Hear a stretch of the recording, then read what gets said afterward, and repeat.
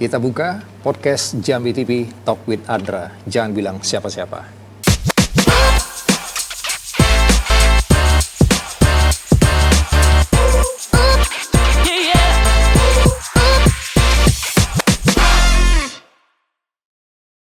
Keluarga kecil, keluarga bahagia itu dimulai dari keluarga rumah tangga yang bahagia. Itu salah satu manajemen terkecil untuk kita mengelola yang namanya urusan rumah tangga, yaitu keluarga. Nah, kali ini kita akan coba untuk berbicara mengenai keluarga. Dalam hal ini kita akan ngebahas mengenai Hari Keluarga Nasional atau Harganas. Bersama narasumber kita yang sudah hadir di studio, Pak Putut Rianto. Apa kabar, Pak? Baik, selamat sore. Assalamualaikum warahmatullahi wabarakatuh. Waalaikumsalam warahmatullahi wabarakatuh. Nah, ini kebetulan sekali nih, Pak. Pak Putut hadir di studio podcast. Kita juga ingin bertanya-tanya, dan penonton juga rasa ingin tahu begitu besar, Pak, mengenai Hari Keluarga Nasional atau Harganas, yang tentunya ini bisa Bapak jelaskan secara singkat aja mengenai apa sih makna dari Hari Keluarga Nasional bagi BKKBN dan juga tentunya masyarakat luas ini, Pak. Iya. Baik, terima kasih para pendengar dan pemirsa sekalian. Assalamualaikum warahmatullahi wabarakatuh. Waalaikumsalam. Saya Dr. Andes Putut Riatno MKes, Kepala BKKBN Provinsi Jambi, berkaitan dengan peringatan Hari Keluarga Nasional ke-32 tahun 2025 ini. Itu mengambil tema adalah dari keluarga untuk Indonesia maju. Makna dari tema ini adalah bagaimana kita ingat tentang bagaimana pentingnya peran keluarga dalam membina suatu wilayah, ya. Karena dari keluarga itu sebenarnya akan tercipta generasi-generasi yang akan meneruskan kepemimpinan estafet negara kita ini. Nah, dari keluarga itu kalau kita ingin menjadikan keluarga atau masyarakat itu masyarakat yang baik, ya, masyarakat yang sejahtera, masyarakat yang madani dan sebagainya, maka dimulai dari keluarga. Karena dari keluarga akan terjadi persemaian nilai-nilai luhur, ya, nilai-nilai moral, nilai-nilai kebaikan yang dilakukan oleh orang tua kita. Nah, kalau orang tua kita memang punya istilahnya niat yang baik, bagaimana ingin menjadikan keturunannya atau anak ini baik, maka dari rumah lah, dari keluarga lah sebenarnya kita ingin. Ada ayah, ada ibu, ada anak, ya, atau anak dengan ayahnya atau anak dengan ibunya, itu semua adalah merupakan cerminan dari keluarga yang nantinya akan menjadikan negara itu menjadi negara yang maju, itu dari keluarga.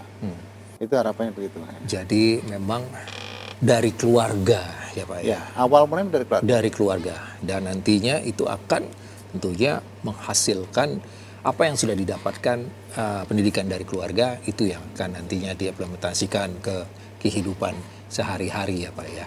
Baik. Nah, Pak Putut Riatno ini juga selaku Kepala BKKBN Provinsi Jambi ini, yang memang beliau juga sangat concern ini untuk masalah Hari Keluarga Nasional ini. Saya juga ingin menanyakan lagi nih kepada Bapak, mengapa sih peringatan Harganas ini sangat penting, khususnya di tengah berbagai tantangan keluarga saat ini, apalagi ya saat ini diikuti dengan serba digital, Pak, teknologi. Apakah ini juga berpengaruh ini, Pak? Baik, jadi peringatan Hari Keluarga itu pada dasarnya adalah ingin kita mengingatkan kembali bagaimana peran-peran keluarga ini di dalam kehidupan sehari-hari di masyarakat dan masyarakat. Karena kita tahu bahwa keluarga ini merupakan wahana pertama dan utama untuk menyampaikan nilai-nilai kebaikan kepada anak-anak dan keluarga yang lainnya. Itulah makanya interaksi antar anggota keluarga itu sangat penting. Ya. Kita lihat saat ini di era globalisasi dan digitalisasi Ya. ini ya, kita melihat bahwa meskipun kita dekat kadang-kadang jauh. Iya, betul. Itu yang terjadi Jadi saat ini. yang jauh memang dekat, tetapi lewat suara aja lewat ini. Lewat video call, Video call ya, itu. Pak, ya. Tapi melalui keluarga kita ingin bahwa komunikasi ya antara bapak, ibu, anak itu bisa terjalin.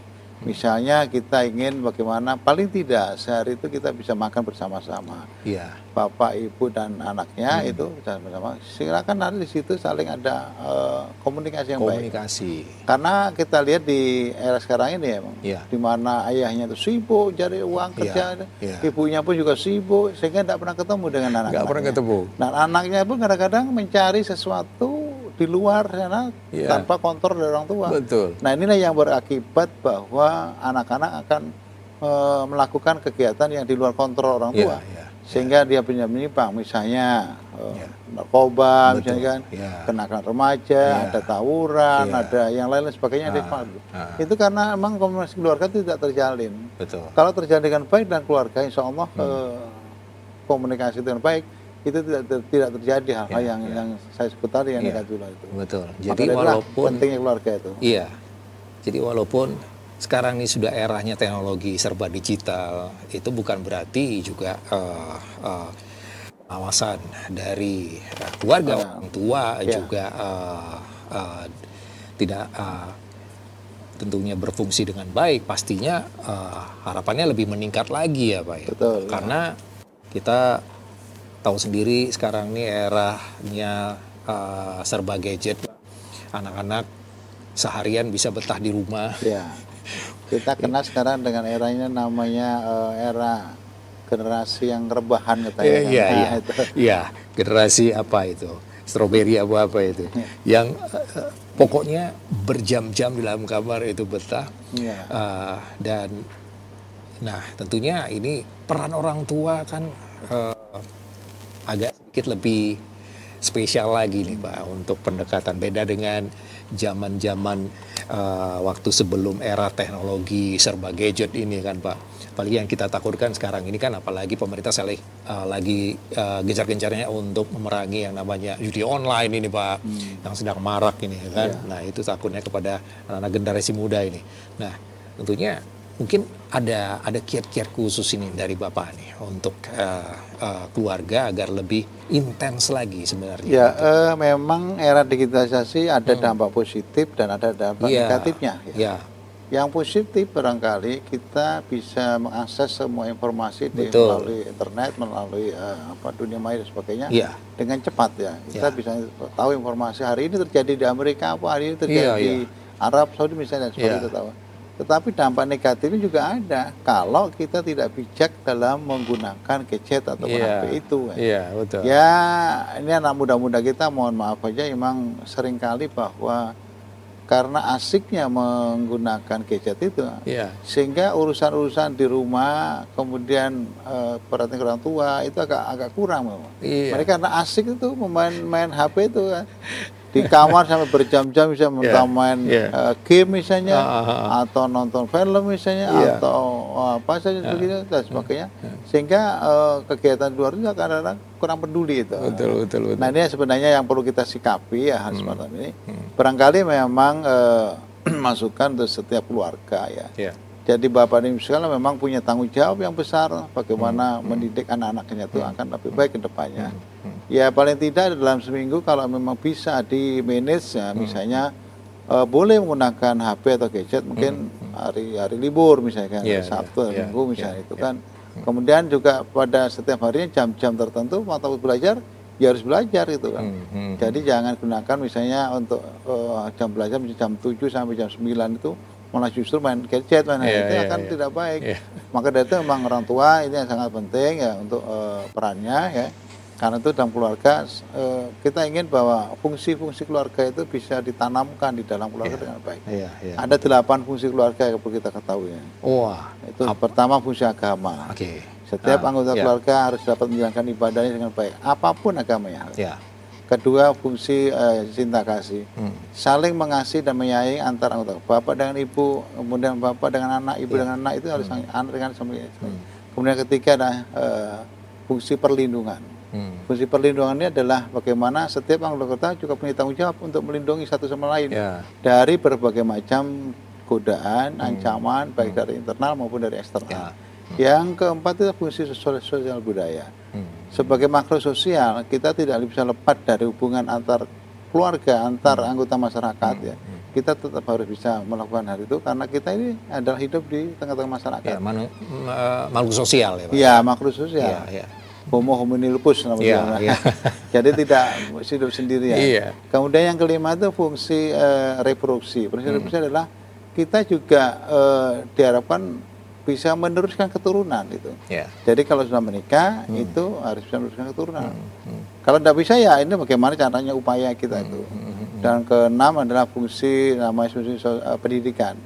Setiap anggota keluarga hendaknya juga mendapatkan pendidikan yang layak, yang cukup sehingga dia bisa mengatur rumah tangga dengan baik dan juga mendapatkan pekerjaan nantinya dengan baik. Kemudian juga fungsi berikutnya adalah fungsi pelestarian lingkungan. Ini kita juga sebagai masyarakat di lingkungan harus sudah melestarikan, tidak menebang pohon sembarangan, tidak menebarkan misalnya buang sampah sembarangan, kemudian juga tidak melakukan hal-hal yang merusak lingkungan sebagainya.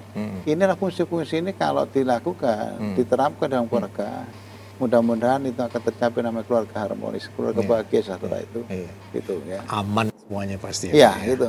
Tapi kadang-kadang kan kita, mohon maaf ini kan, mengaku beragama, tapi justru tidak menjalankan agamanya. Kemudian juga seperti cinta kasih tadi, antara anggota itu berantem aja ribut. Kadang-kadang terus sama keluarga lebih parah berantemnya daripada dengan orang lain. Nah itu, jadi inilah hal-hal yang kecil yang mungkin yang bisa dilakukan dalam keluarga itu bisa dilakukan dengan baik gitu. Iya, betul sekali kata Bapak. Program itu kalau dijalankan aman semua. Apalagi tadi poin keberapa itu kalau nggak salah poin ke-5 atau poin ke-6 yang mengenai keturunan ya Pak ya. Reproduksi. Sekarang ini kan lagi marak juga pemerintah untuk yang namanya mengatasi stunting ini ya. Karena ini banyak sekali para calon-calon pengantin dengan usia muda di bawah umur yang sudah menikah dan akhirnya perceraian juga akibat usia muda meningkat perceraian, kemudian pengetahuan mengenai untuk berumah tangga masih minim seperti itu. Nah, untuk di Jambi sendiri masih banyak seperti itu, Pak? Iya, kita memang sangat prihatin ya. Di sekarang ini memang kondisi masyarakat itu terutama adalah para pasangan-pasangan muda ya. Itu memang saya melihat mengamati bahwa mereka kadang-kadang karena mungkin asik dengan dunianya ya, sehingga perhatian kepada keluarga itu agak kurang. Terutama menyangkut dengan gizi anaknya. Apalagi sekarang itu nyari mudanya begini, mencari gampangnya. Mau makan pesan GoFood.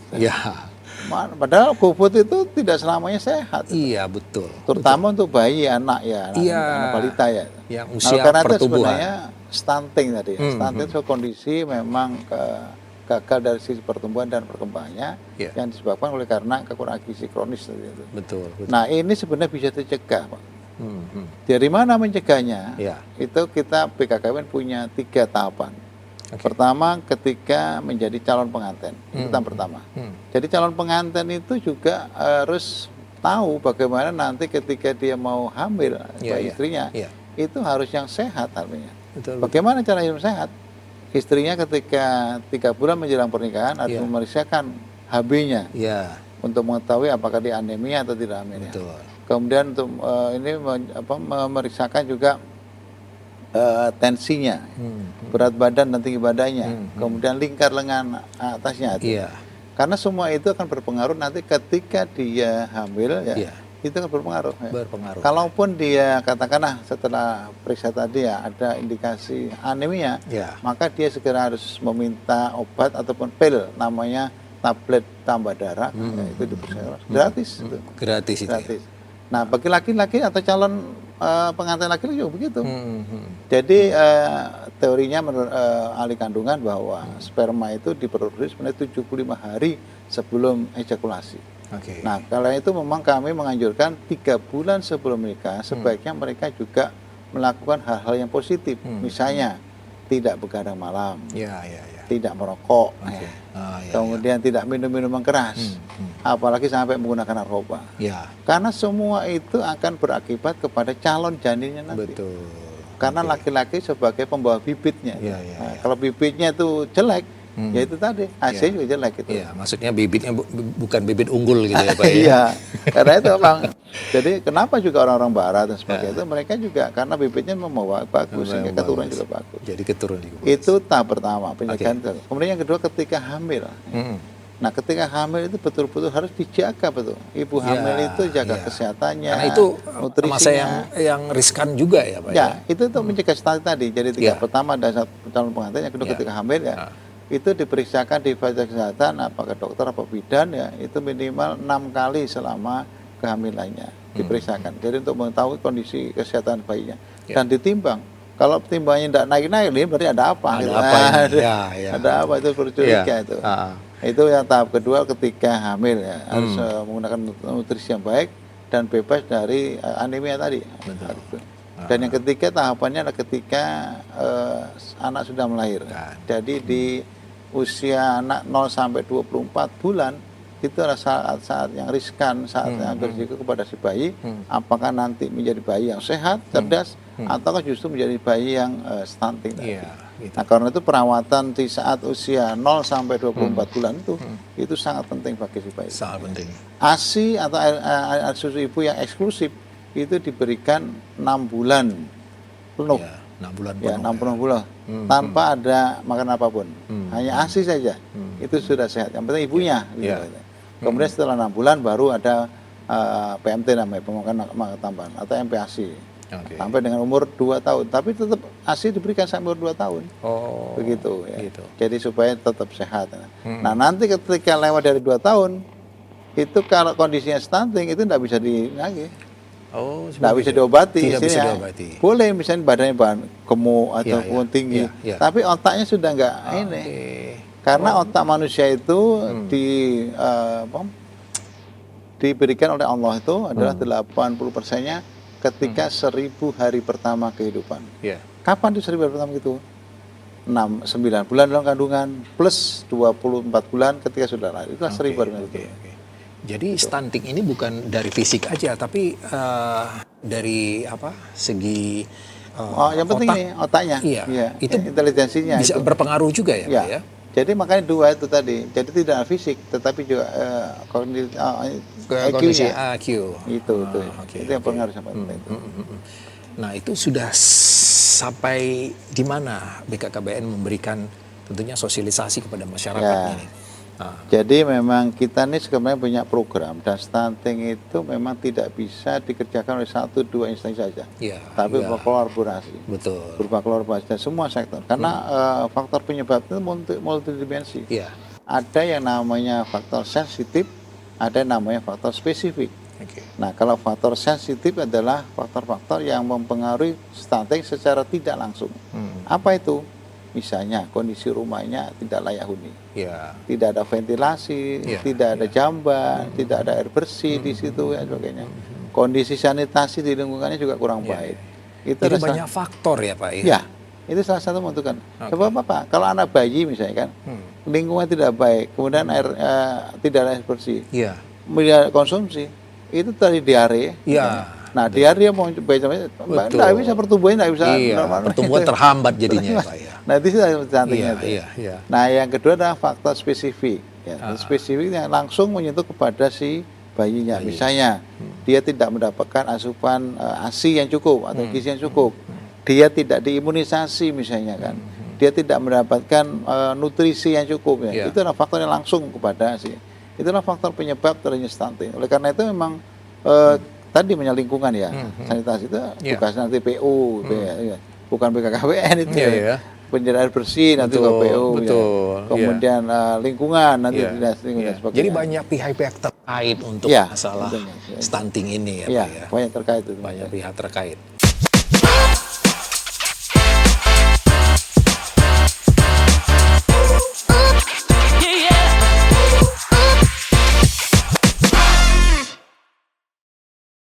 Ya harapannya sih mudah-mudahan ini bisa berkurang ya Pak. Itu harapannya. Kita kembali lagi ke harga nas ini. Yang mana kita juga pengen tahu. Sebenarnya tema dari Keluarga. harga nas ini yang untuk tahun ini kan karena setiap tahun ini berbeda-beda Ya. nih Pak.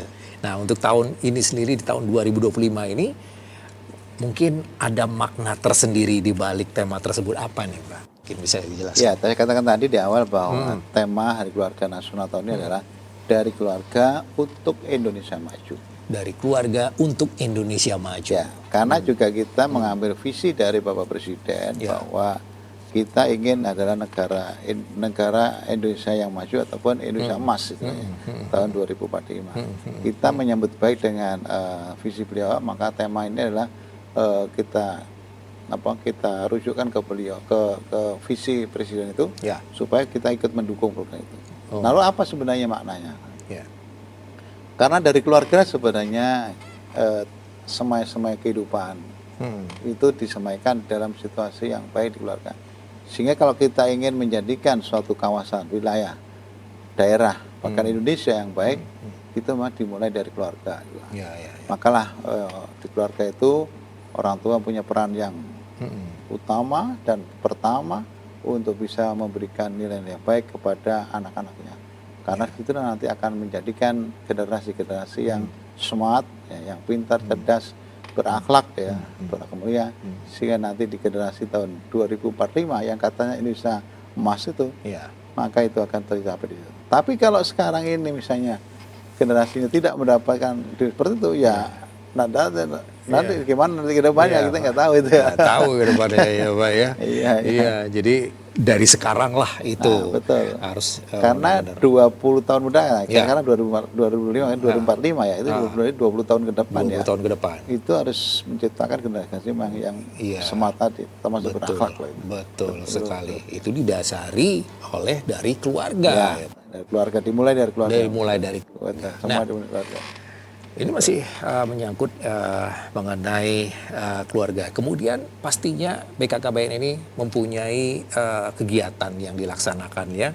Tapi khususnya untuk di Provinsi Jambi ini sendiri kegiatan yang dilaksanakan dalam menyambut harga nas tahun ini nih Pak. Apa aja? Kalau programnya sebenarnya kita sudah baku, Sudah ya, baku, banyak ya. program. Ada program Bina Keluarga Balita, Bina Keluarga Remaja, ada Genre, ada sekarang program mengenai Kampung Keluarga Prioritas, ada namanya Sekolah Siaga Pendidikan sebagainya, itu ada baku. Sudah baku. Mungkin Tapi ada untuk tambahan di lain. tahun ini ya, tahun ini 2025 ini Pak Menteri punya program khusus yang disebut dengan Quick Win. Ya, ada 5 program khusus yang disampaikan oleh Pak Menteri dan memang mengawali programnya di tahun 2025. Tahun ini Pak. Ya, pertama adalah yang disebut dengan Genting. Oke. Genting itu adalah gerakan orang tua asuh cegah stunting. Oke, cegah Dengan stunting. tadi kita kolaborasi, kita gotong royong dengan semua stakeholder Ya. untuk membantu bagaimana mengatasi stunting itu. Hmm. Yang kedua adalah namanya program Tamasya, Tamasya. Taman Asuh Sayang Anak. Oh, kirain jalan-jalan Pak, piknik gitu, bukan? Tamasya itu singkatan dari Taman Asuh Sayang Anak. Oh. Itu pengembangan dari tempat pendidikan anak ya yang saat ini sudah berkembang di masyarakat. Ya. Tapi kita ingin meningkatkan kualitas TPA itu dengan memberikan pengasuhan dan memberikan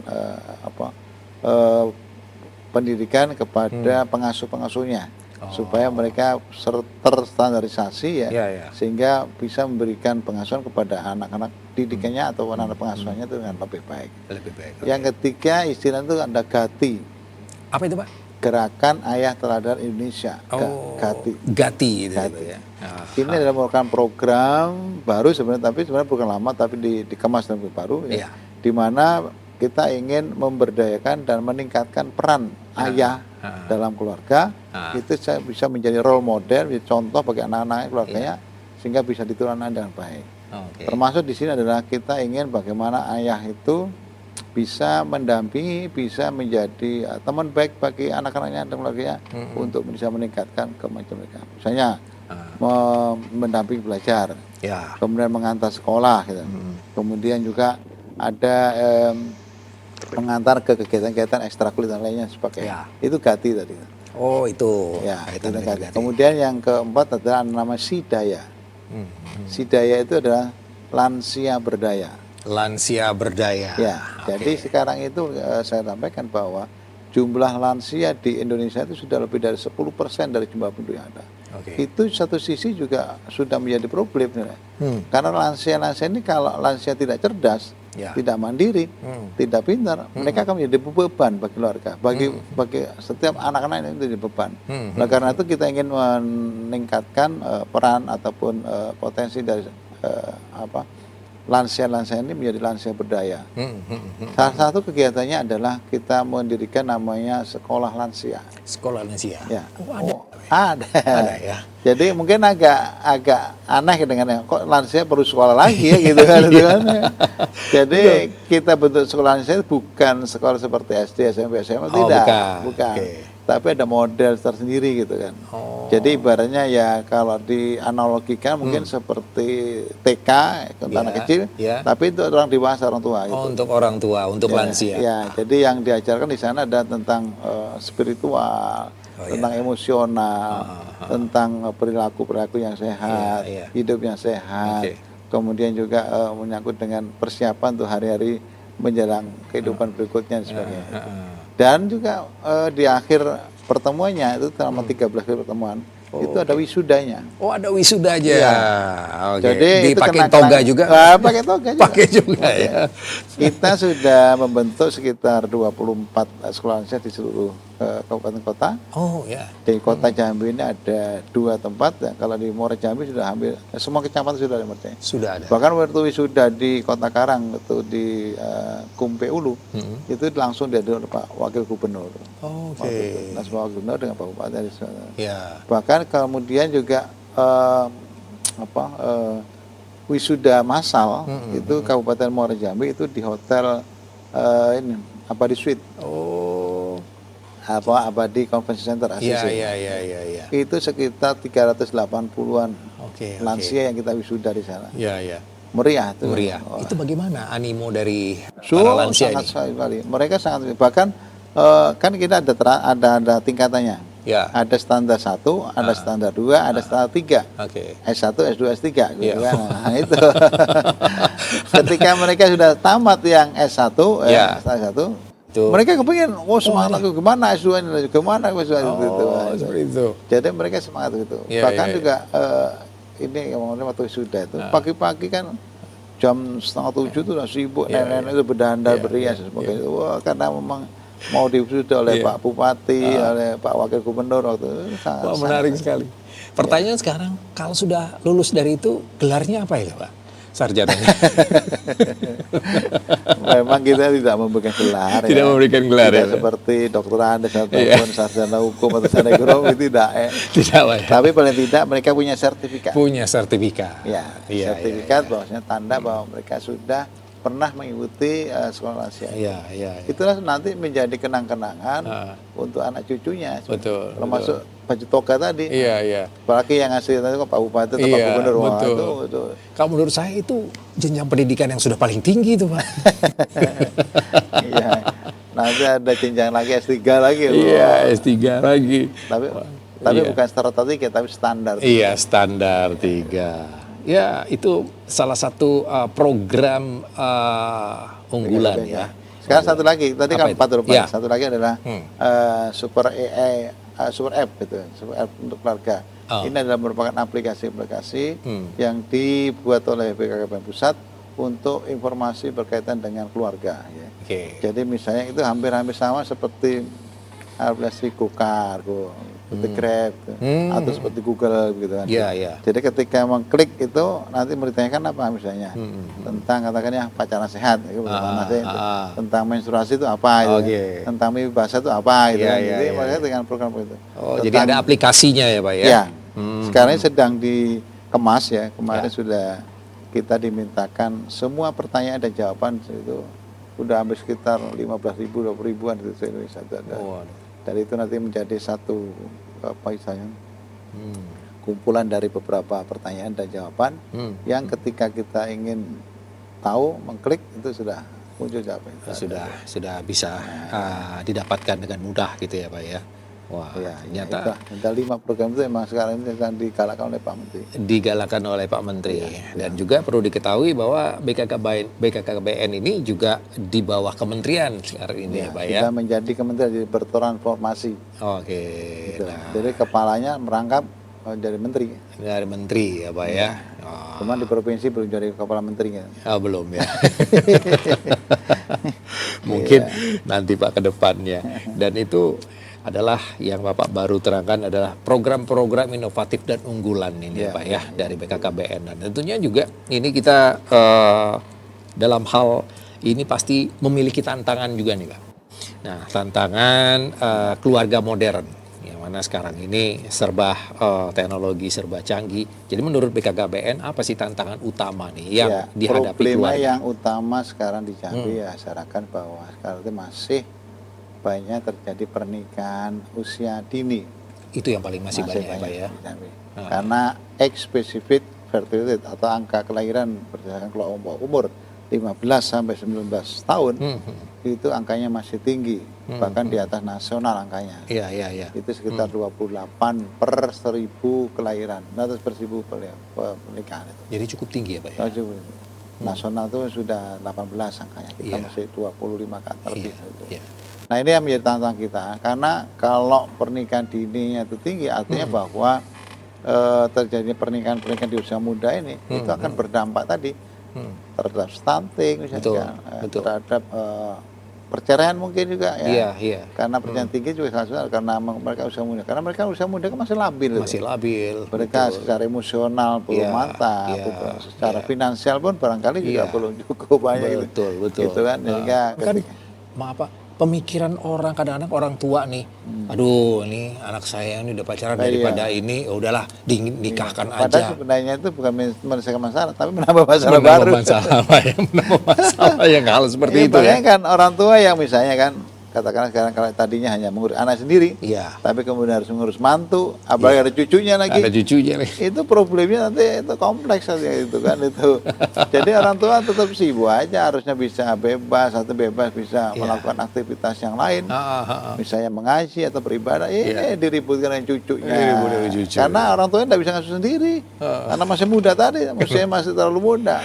Itu. Malah orang tuanya karena usianya masih muda, masih pengen mau main-main happy teman-teman happy sana. Itu. Ini yang kadang-kadang yang problem di Jambi itu. Problem yang kedua adalah untuk di Jambi memang di samping pernikahan anak masih dini, kita pengguna kontrasepsi, pengguna alat kontrasepsi di Jambi itu masih banyak atau dominan menggunakan kontrasepsi yang non MKJP. Non MKJP adalah yang jangka pendek. Jadi MKJP itu metode jangka panjang, tapi yang banyak non. Yang metode jangka pendek apa? Seperti suntik dan pil, itu masih banyak mendominasi. Padahal kita sudah melakukan sosialisasi, sudah melakukan kampanye, sudah melakukan KI dan sebagainya, agar ibu-ibu yang memang sudah tidak ingin anak lagi, itu dianjurkan supaya menggunakan kontrasepsi yang namanya MKJP, metode kontrasepsi jangka panjang. Apa itu? Seperti misalnya IUD atau implan. Atau kalau memang sudah tidak kepingin lagi, yaudah vasektomi atau tubektomi. Itu harapannya begitu. Tapi juga ibu-ibu kadang-kadang masih perasaannya takut Pak katanya itu. Pakai IUD, takut. Padahal sebenarnya masa IUD cuma 5 menit. Seperti tidak itu. Lama gitu kan. Cuman mungkin dapat masukan Nah kali. itu karena dapat informasi nggak Dapat benar informasi. dari luar ya, rumornya begini begitu dan Betul. sebagainya, itu jika mereka takut masalah begitu. Ah. Padahal sebenarnya ya itu tadi kalau dicoba dulu baru kemudian merasakan takut dan sebagainya ya, mungkin bisa, tapi ini belum nyoba tuh. Masih takut Itulah dulu. tantangan dari BKKBN sendiri, Pak, Ya, untuk ya itu lebih kita intens melakukan lagi.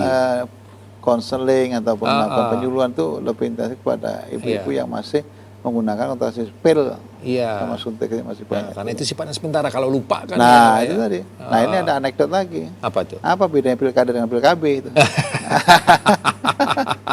Kalau PLKB Iya. ya itu kalau lupa jadi. Jadi. Nah, tapi kalau pilkada kalau jadi lupa. Kalau udah jadi lupa, Lupa. ya. Oh, waduh, bisa aja. Pak Itu Putut kalau ini. minum pil itu gitu. Jadi Iya. kalau pil itu kan kalau Iya. malam ini aja lupa ya. Bisa ya hamil Ya, gitu. betul.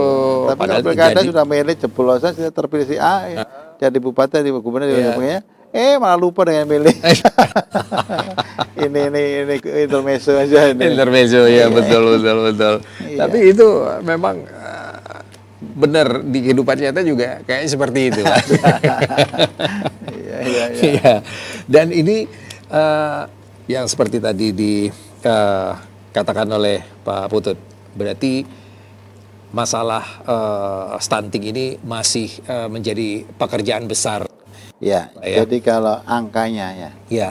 prevalensinya ya JNB itu memang dulu tahun 2021 angkanya 26%, 2022 diturunkan jadi 24%. Bahkan di tahun 2023 kita sudah di angka 13,5%.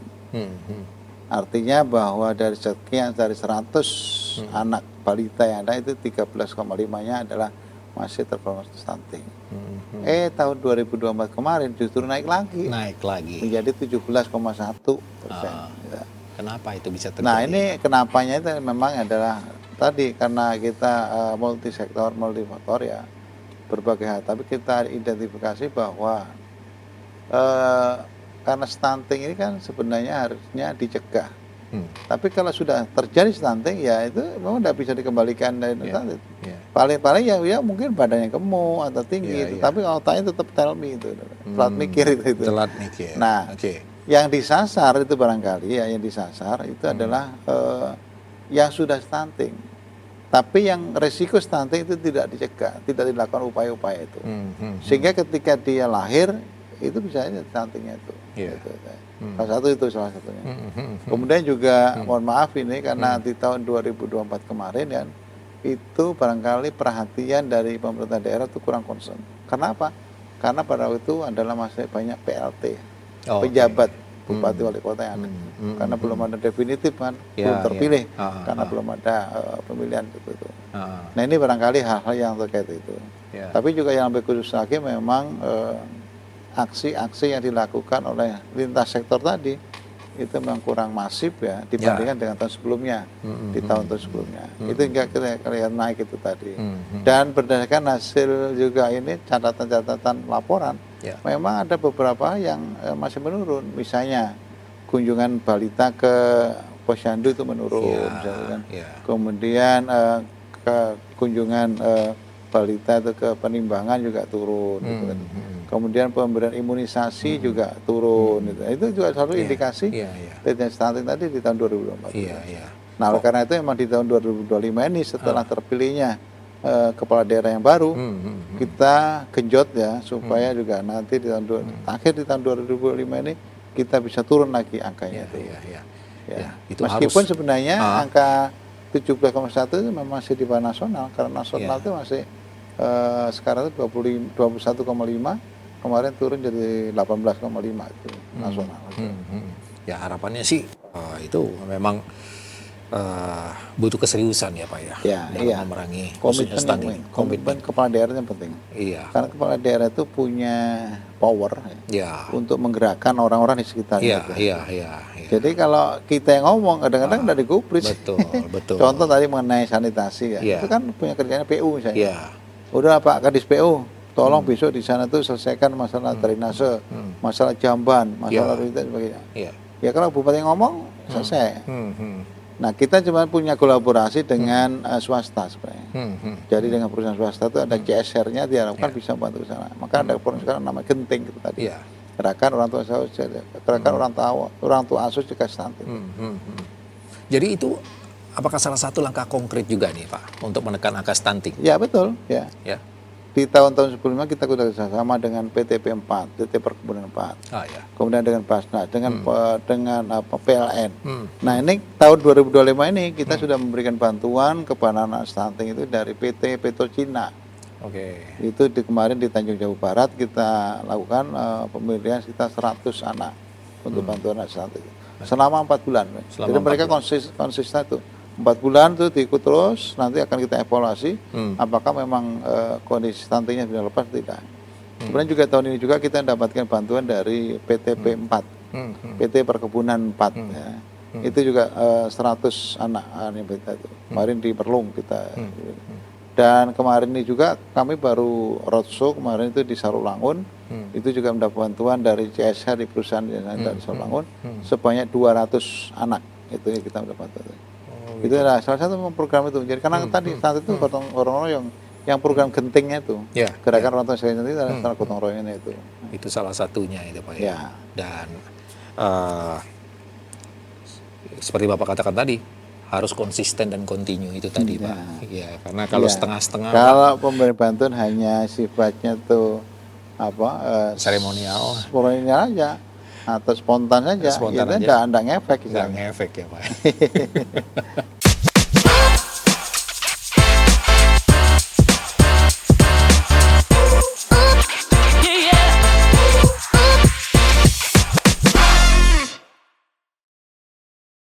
Yang mana bukan hanya BKKBN aja yang bergerak, stakeholder semuanya, yang lain juga harus bergerak untuk mengentaskan yang namanya stunting ini tadi ya Pak ya.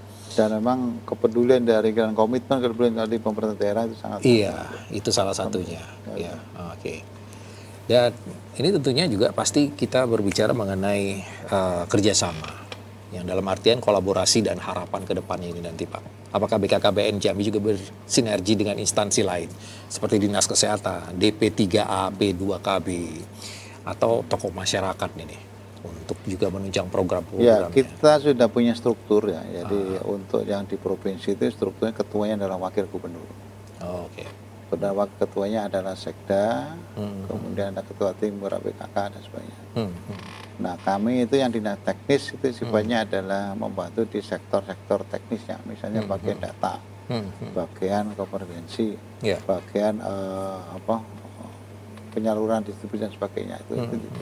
Di kabupaten juga ada, di kabupaten ketuanya adalah wakil kepala daerah, wakil wali kota atau wakil bupati. Jadi berjenjang tuh, sampai di kecamatan ada Pak Camat dan di desa ada Pak Desa ataupun Pak Kelurahan.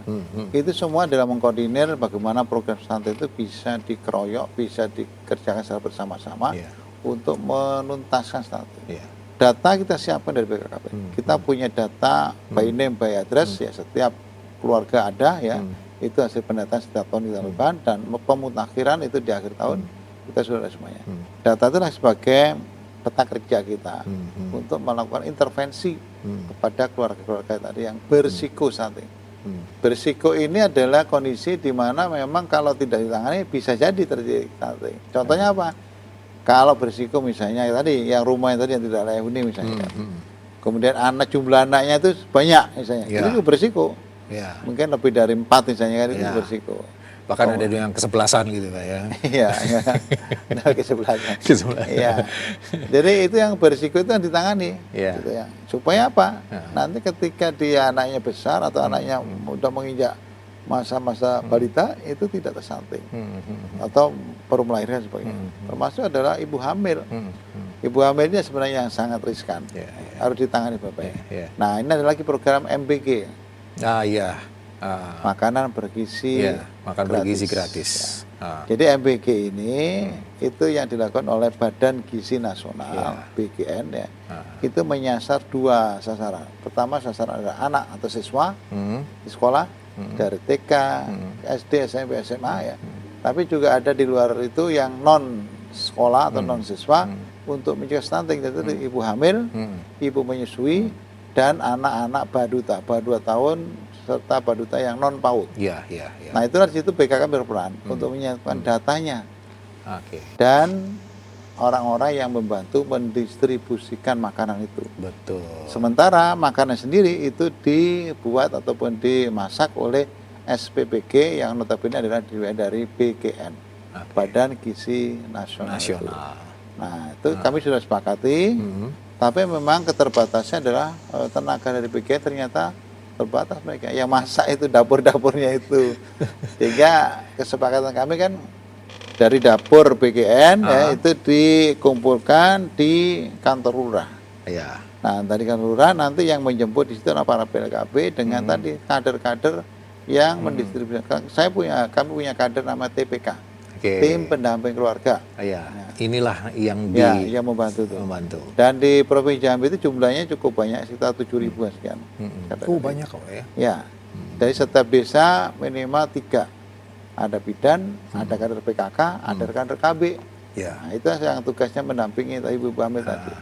Nah, itu memang sekarang sudah berada di Kota Jambi, baru di Pematang Siantar atau di Tronepura, dan di Jambi luar kota. Tapi tidak menutup kemungkinan akan semua daerah itu, Pak. Ya, memang program begitu. Tapi tadi itu memang kami juga sangat menunggu dari PGN, dalam arti yang dilakukan nama SPPG-nya itu untuk membentuk dapur-dapur di masing-masing itu. Iya. Ya. Mereka juga kolaborasi dengan mitra-mitranya, termasuk dengan TNI dan Polri, Ya. untuk membangun dapur mengatasi stunting tadi. Nah, ini harapannya adalah setelah ibu-ibu tadi, ibu hamil maksudnya, menerima bantuan berupa makan bergizi, itu nanti setelah dievaluasi 3 bulan, bagaimana kondisinya. Ya. Ya. Ya. Itu yang diharapkan gitu. Dan harapan kami memang bisa mencegah ataupun mengatasi masalah stunting itu. Itu harapannya begitu. Ya, itu salah satunya, dan itu juga memang lagi digalakan oleh pemerintah pusat ini, Pak. Betul, ya. Saya juga sempat menyaksikan itu di televisi. Memang lagi digalakan. Di samping memang program makan bergizi gratis untuk sekolah sudah dijalankan, sekarang ini lagi difokuskan untuk ibu hamil. Cuman di situ dibilang kalau bisa jangan sampai makanannya sudah sampai tapi yang makan bapaknya gitu ya. Jadi ya itu yang kami sebesar, termasuk tadi yang pemberian bantuan-bantuan tadi yang dari PT Repito Cina atau dari PTP 4 gitu. Ini kan diberikan berupa telur ya, kemudian ada beras, ada susu, ada lainnya. Bu, ini bantuan untuk bayinya Bu ya, atau ibu yang hamilnya. Jangan untuk bapaknya, gitu kan. Apalagi untuk kakaknya. Sudah dipesankan itu. Seperti itu ya Pak ya. Jadi nggak ngefek nanti tuh. Nah, ini yang terjadi di wilayah timur Pak. Oh, seperti itu. Di daerah Maluku, NTT, dan juga di Papua itu seperti itu. Jadi memang ya akhirnya juga tetap aja stunting sangat tinggi itu, karena memang yang mengkonsumsi makanan itu bukan anaknya ataupun bukan ibu hamilnya, tapi justru anggota keluarga yang lain. Anggota keluarga yang lain, mungkin udah kelewat sayang kali dengan anggota keluarga yang lain, jadi diberikan. Nah itu butuh apa itu Pak, sosialisasi kah ataukah mungkin pendekatan yang lebih masif lagi agar memang memberikan pengertian? Kadang-kadang gitu sudah ya, dikasih pengertian. Cuma namanya manusia kan melihat namanya itu barang gratis ya, barang gratis kan. Ya mungkin telur misalkan, telur kan dikasih 1 piring situ untuk sebulan. Nah ini melihat telur masih ada, ini mungkin juga bapaknya kepingin juga masak telur tuh, karena mungkin selama ini juga belum pernah makan telur. Betul. Bisa jadi susu begitu. Jadi ada cuma di anekdot atau gimana ya. Jadi bapaknya kan itu pagi-pagi ngopi ditambah susu tadi ya. Semestinya untuk anak balita susu tadi. Jadi bapak minumnya kopi susu. Kopi susu. Ketika ditanya oleh bu bidanya, mana ibu susunya, sudah habis itu. Dikasih sama bayi, enggak, bapaknya nggak sama makan. Waduh, ini itu kacau ini. Berapa kali sekali Pak diberikan itu untuk ibu hamil itu? Apakah cuma sekali saja? Enggak, itu tadi 4 bulan itu. Jadi kita programnya kalau minimal 3 bulan sebenarnya. Nah kemudian masih setiap hari kita makan itu. Gitu. Jadi kalau PGN itu atau SPP tadi itu setiap hari. Nanti kan masak diberikan di kantor lurah. Nanti kantor lurah akan dijemput oleh kader-kader tadi, akan diantarlah ke ibu-ibu hamil di mana sasaran itu. Oke. Sampai ke sana. Itu kerjasama kita di situ. Nah, ada sekali-sekali makan bersama. Oh, ada juga Pak ya? Ya, jadi mungkin pas hari Sabtu atau libur gitu, jadi dikumpulkan di kantor lurah atau di posyandu gitu. Mereka makan bersama di situ antar ibu-ibu tadi. Itu. Jadi kayak ya rekreasi kecil-kecilan Iya, gitu. sekali mempererat tali silaturahmi. Bagus juga itu, Pak. Bagus juga. Iya. Oke, mudah-mudahan itu bisa nantinya berjalan dengan lancar sih, Pak ya. Nah, juga ini kita juga minta tanggapannya untuk Bapak sebelum nanti ini sudah mau masuk di akhir pembicaraan kita. Ini khususnya untuk anak remaja nih Pak, anak muda. Yang mana mungkin Bapak juga punya pesan-pesan ini untuk para remaja, terutama calon pengantin ini agar nantinya bisa untuk lebih sehat dan harmonis lagi nih. Apa ini mungkin pesan-pesannya untuk anak muda? Ya, remaja atau generasi muda itu adalah harapan bangsa. Yang nantinya akan meneruskan estafet kepemimpinan dari kita-kita yang saat ini menjabat ya. Mungkin 10-20 tahun yang akan datang mereka akan menggantikan orang tua kita itu. Namun memang pada saat ini pesan saya untuk anak remaja ya, kita punya program yang namanya generasi berencana itu. Selalu kita sampaikan itu adalah cegah 3 hal. Namanya 3R itu. Apa itu 3 hal itu? Pertama, cegah namanya pernikahan usia anak, pernikahan dini. Pernikahan dini. Yang kedua, cegah. Itu ada sinetronnya tuh Pak? Ada. Iya. Yang kedua, cegah hubungan seks pranikah. Nah, ya, itu jadi hubungan seks pranikah cegah. Yang ketiga adalah cegah penyalahgunaan narkoba. 3 hal itu yang kami promosikan kepada anak remaja kita, anak muda kita. Jangan dilakukan 3 hal itu. Kalau salah satu saja dilakukan, maka musnahlah masa depan kalian. Contoh, lagi anak sekolah terjadi hubungan, terjadi pernikahan yang terpaksa. Kemudian juga seks bebas di luar sana. Kemudian lagi apa narkoba dan sebagainya. Itu semuanya adalah sangat tidak baik untuk anak muda. Maka kami juga menyampaikan nikahlah dengan rencana, tapi jangan menikah karena bencana. Oh, itu kata-kata yang bijak sekali itu. Iya. Menikahlah dengan rencana, jangan menikah dengan bencana. Itu. Karena anak muda-muda sekarang itu banyak sebenarnya tidak tahu tentang risiko tadi. Mereka tahunya happy-nya itu. Betul, happy sesaat ya. Happy sesaat. Waduh, karena melampiaskan. Mungkin barangkali juga karena pengaruh gadget tadi. Betul itu. Pengaruh gadget itu. Karena dengan sering melihatnya di gadget itu kepingin. Maka saya bilang katakan tidak. Untuk 3 hal tadi itu. 3 hal tadi itu. Insya Allah kalian akan selamat nanti ke depan bagi anak-anak yang berguna, yang bermartabat dan juga kebanggaan bagi keluarga dan bangsa. Itu yang disampaikan. Itu yang disampaikan. Jadi program kita ya melalui genre itu kita punya namanya kelompok PIK remaja, pusat informasi dan keluarga konseling remaja. Baik di sekolah, kemudian di kampus atau di luar sekolah. Oh, itu ada petugas khususnya? Kita kelompok-kelompoknya ada itu. Ada ya. Jadi wadah sebenarnya bertukar pikiran, diskusi antar remaja mereka untuk membicarakan tentang hal-hal yang berkaitan dengan masalah-masalah kehidupan remaja itu, termasuk masalah seksualitas tadi. Jangan melihat ataupun membaca ataupun menonton dari sumber informasi yang tidak jelas. Betul. Nanti bisa tersesat. Apalagi berita-berita hoax ya Pak ya. Jadi itu kebanyakan karena kasihkan nonton di video-video yang itu betul. Ujung-ujungnya kepingin nyoba. Yang kedua adalah pengawasan orang tua juga sangat penting. Ini juga nggak kalah pentingnya Pak ya. Pengawasan orang tua yang penting. Jadi tadi HP gadget itu memang penting, tetapi gunakanlah secara bijaksana. Kemudian kalaupun keluar rumah ya tolong juga dipesankan. Kalau dulu kan kami waktu masih kecil-kecil, masih remaja itu kan pokoknya sebelum maghrib sudah harus di rumah. Itu kan. Larang sekarang sudah kemarin tidak pernah dicari sama orang tuanya gimana gitu kan itu. Sekarang udah lewat maghrib nggak dicari-cari ya. Dicari-cari, akhirnya anak bebas aja itu kemarin. Nah ini juga kan kesalahan orang tua juga sebenarnya itu. Orang tua Ya punya perannya sangat sangat. Mungkin orang tuanya juga waktu pada saat muda juga seperti itu kali Pak.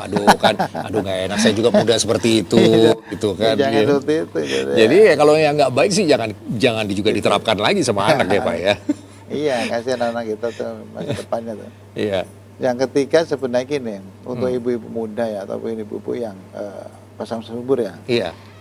Saya kadang-kadang begini, minta bantuan misalnya, PLT kah ataupun baksos apa sebagainya. Oh iya. Itu kadang-kadang kan anaknya sudah 3, 4, atau 5 sebagainya tuh. Nah ini kan sebenarnya bukan kita tidak mau sebenarnya, tetapi Boya berpikir ya ketika mau menambah anak itu, anak-anak masa depan gimana gitu loh maksudnya. Iya, betul. Kesehatannya, Iya. pendidikannya, Iya. itu harus diperhatikan. Jangan sampai ketika bapak ibunya enak aja bikin, Iya. ketika anaknya tidak mau diurusin, ketika anak mau besar dari Iya. sekolah lain, Iya. itu susah. Iya. Ini bikin apa nih Pak maksudnya? Bikin enak aja bikin-bikinnya tuh. Bikinnya enak ya Pak ya. Iya, tapi Ngerawatnya nggak mau ya Pak ya. tuh. Iya. Sering juga pada anak sekolah-sekolah itu saya sampaikan. Misalnya ya, kalau misalnya kalian orang tuanya pemulung misalnya, jangan kamu jadi pemulung. Iya. Kamu harus jadi bosnya pemulung gitu. Betul. Sekolah tinggi gitu. Sekolah gitu. tinggi. Jadi selalu saya katakan juga jangan merasa pesimis dengan kondisi orang tua saya tidak mampu. Pokoknya tekadkan dalam hati untuk maju sekolah. Itu Untuk karena maju. sekolah itu adalah gerbang untuk meningkatkan kemajuan itu Betul. dari sekolah itu. Betul sekali. Itu mungkin yang perlu disampaikan baik anak remaja maupun kepada ibu-ibu pasangan muda. Pasangan muda. Nah, itu. Jadi ini memang sangat bermanfaat sekali. Semoga ini bisa menjadi pembelajaran nantinya untuk anak-anak muda dan pasangan muda ini. Itu tadi yang kata-kata tadi. Iya. Iya, Menikah dengan rencana tapi jangan menikah karena bencana. Iya, itu dia. Menikah dengan rencana tapi jangan menikah dengan bencana. Iya. Kalau dari tangkap hansip kacau nih. Kacau itu Pak. Iya, bahaya itu. Waduh. Tapi kan untuk di Provinsi Jambi sendiri, apakah sudah menurun kasus-kasus misalnya hamil di luar nikah atau seks bebas gitu Pak? Secara survei kita memang tidak mendapatkan data yang akurat, yang akurat ya valid Pak ya. tentang survei. Tetapi memang kalau kita melihat bahwa tadi di awal tadi saya katakan pernikahan di usia muda itu masih tinggi ternyata di Jambi. Masih tinggi ya Pak Iya. ya. Oke. Dan rata-rata usia kawin pertama perempuan itu di Jambi masih di bawah nasional. Makanya nasional sudah 22, sekian, Jambi masih 21. Oh, masih di bawahnya ya Pak. Ya. Mungkin kalau di perkotaan sih sudah agak tinggi ya, tetapi masalah di pedesaan Iya. itu kadang-kadang kan ibu-ibunya atau orang tuanya anaknya sudah umur 17, 18 dikira sudah tua, harus cepat dikawinkan. Nah, ini kacau nih gitu kan. Nah, pemikiran-pemikiran seperti itu tuh Pak Nah, ya. Padahal masih anak ada. masih kepingin maju, pengen Iya. sekolah, tapi orang tuanya udah sabaran. Udah nggak sabaran ya Pak ya. Ingin ngomong cucu gitu. Padahal sebenarnya ya problemnya nanti juga banyak. Iya, betul. Ketika Problemnya anak, banyak.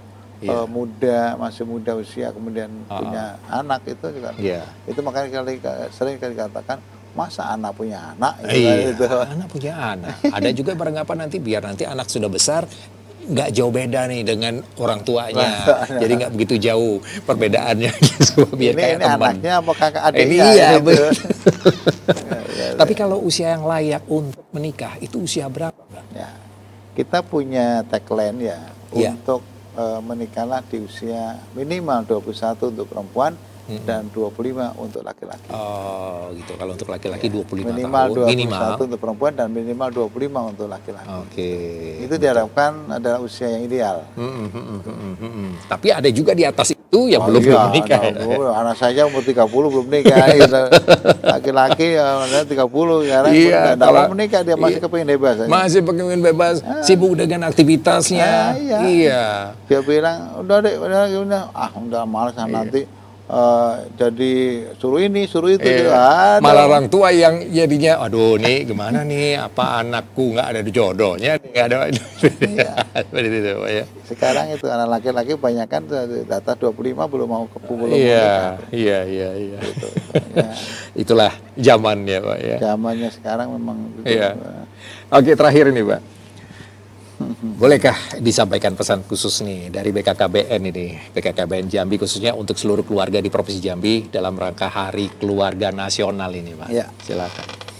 Jadi kami sampaikan kepada seluruh keluarga di Jambi ya, dalam rangka memperingati Hari Keluarga Nasional ke-32 tahun 2020 ini, kita mengambil tema dari keluarga untuk Indonesia maju. Ini artinya adalah bagaimana peran dari keluarga itu sangat penting sekali untuk mendidik, menyampaikan nilai-nilai kebaikan kepada putra-putrinya, sehingga nanti diharapkan menjadi anak-anak yang berkualitas, anak yang cerdas, anak yang smart, sehingga menjadi harapan dan menjadi tumpuan harapan bagi keluarga dan bangsa negara. Ya. Ini harapan itu. Dan kepada anak muda-muda ya, sekolahlah yang tinggi, capailah cita-citamu, jangan tergoda dengan hal-hal yang sifatnya merusak perilaku kalian sebenarnya. Kemudian cegah dan hindari 3 hal tadi. Ya. Jangan menikah dini, kemudian jangan melakukan hubungan seks sebelum menikah, dan lakukan ataupun jangan melakukan penyalahgunaan narkoba itu. Ya. Itu adalah pesan kami kepada keluarga dan juga kepada anak muda-mudi kita. Terima kasih. Terima kasih Kepala BKKBN Provinsi Jambi, Bapak Putut Riyatno yang sudah memberikan informasi seputaran tema kita Hari Keluarga Nasional Harganas ini. Semoga bermanfaat untuk masyarakat, khususnya masyarakat Jambi ini, Pak. Yang saya ini tertarik ini dengan kata-kata Bapak tadi, menikahlah dengan rencana, jangan menikah dengan bencana. Karena bencana, ya Pak ya. Oke, itu dia tadi obrolan kita. Semoga bermanfaat dan lakukanlah yang terbaik. Ya, terbaik dimulai dari keluarga. Saya tutup podcast Jambi TV Talk with Andra. Jangan bilang siapa-siapa.